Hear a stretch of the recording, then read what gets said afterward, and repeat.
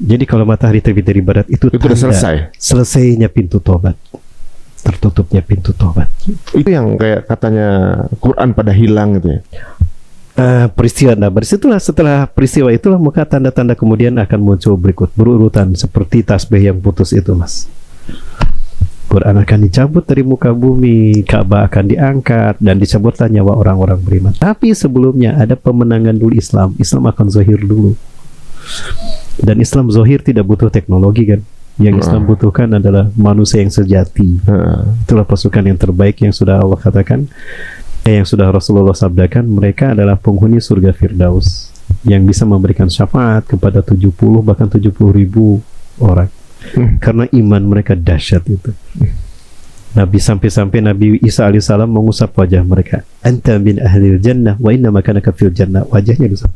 Kalau orang Arab memujikan begitu, kamu ahli surga, tempatmu di surga. Bayangkan jika salah satunya itu adalah kita. Masya Allah. Atau anak kita. Investasi terbesar itu. Berarti itu setelah atau sebelum berarti? Sebelum matahari terbit dari barat kan? Setelah matahari terbit dari barat. Oh berarti? Nah, kenapa? Karena setelah itu matahari akan bumi akan kembali kepada semula, barat akan kembali ke barat, timur akan kembali ke timur. Nah, tapi teknologi sudah tidak ada. Nah, kemudian benda langit ini akan mendekat ke matahari dan tidak kuat dengan energi matahari, maka dia meledak. Boom. Benda langit ini meledak, mengakibatkan ada asap kan, api dan asap. Kebayang nggak benda langit meledak? Berarti seluruh alam semesta mendengarnya.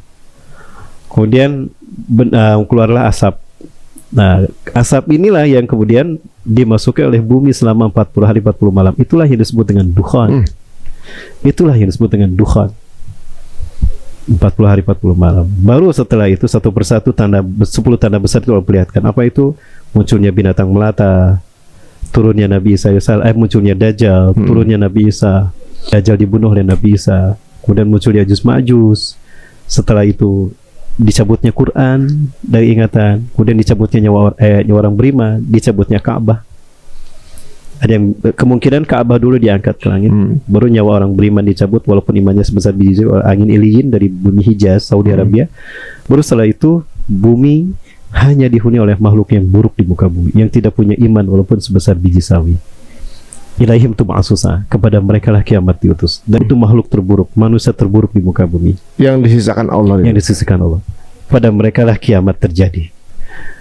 Ada sahabat bertanya, ya Rasulullah, ada safil muslimun, apakah tidak ada orang Islam saat itu? Banyak orang Islam. Kasirun fil muslimun, banyak orang Islam pada masa itu. Lakin alaysa lahum min sekitarah. Tapi mereka tidak punya iman walaupun sebesar biji sawi.